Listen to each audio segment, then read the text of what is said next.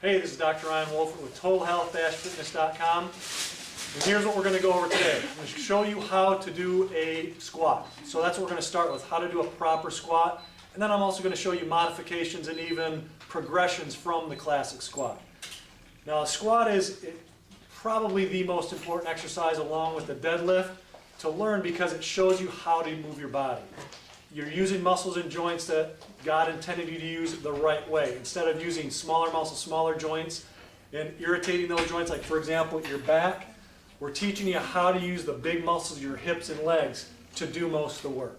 Okay? So that's why a squat is so important, not just with exercising and doing in the gym or at home, but also during your daily life too. Every time you get up and down from a chair, you're doing a squat. So if you're doing it incorrectly, you're putting stress and strain on structures that weren't meant to put a lot of stress and strain on, okay?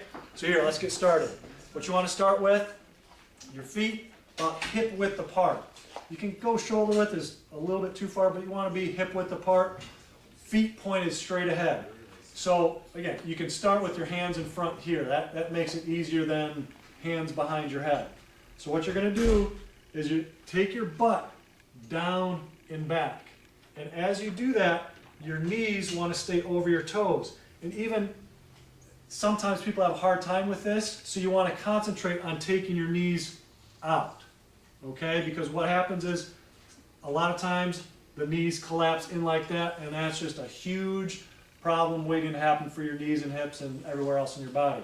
So you're going straight down with your butt, knees staying over your toes. Again, you can even push out a little bit to make sure your knees stay out.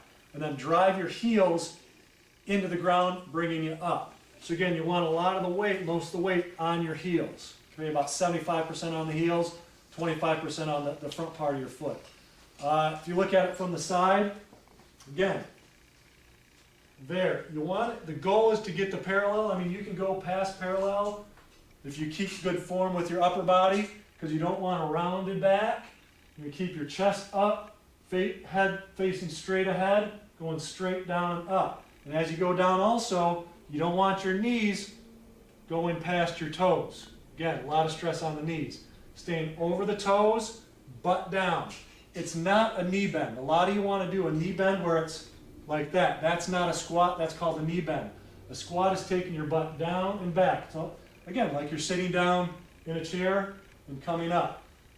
Upper body, I mentioned that a little bit. You want to keep it straight. There's going to be a little angle to it, but you want to keep an arch in your back. You don't want it rounding off. It's a lot of stress on the nerves, on the joints, on the discs of your low back, and they're going to wear out. And that's going to cause all sorts of problems. So straight down, straight up. Okay? So that's how you do a classic squat. Now, there's a lot of modifications to that. So if you can't get the parallel, guess what? Do a quarter squat.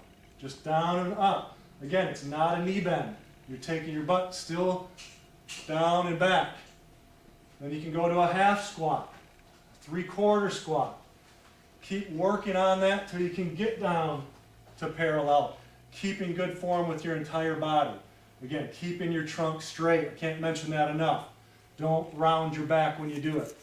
So that's how you can make it easier. Making it harder, put your hands behind your back. Okay, it puts more of stretches your whole body out, makes it more difficult to do. That's called a prisoner squat. You can do, now working on single leg, you can do a split squat, it's called. So one foot in front of the other. So now this leg is doing 75% of the work to 25%. You're just going down and up. Again, keeping the knee over your foot. Again, if you can't go down that far, again, doing more half squat, quarter squat. Again, the goal is to pretty much touch the knee to the ground, bring it back up. So you're working single legs at a time. Okay? So you're doing each of those legs. To make that harder, what you can do is put your foot up on an elevation, so a step or a chair. Again, now more work is being placed because you got more range of motion. Again, notice with all the squats, your trunk is staying up straight, going up and down. And you can progress into a single leg squat where there's no support. So you're squatting down and up like that, okay? Again, keeping your body straight. The goal is to try to touch the floor, but again, keeping your trunk straight. And the last one is called a pistol squat. which, well, this is a tough one, so usually you need to start off with a little bit of help. When you got TRX at home, I can use a door jamb if I don't have my TRX available.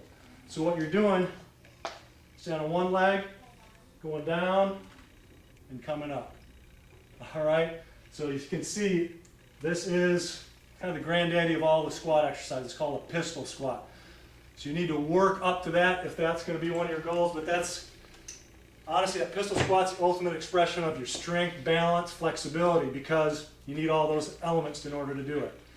So that's how you squat. Try different variations, see what you can do, but keep working on it because you need the strength here to help stabilize the rest of your body, okay?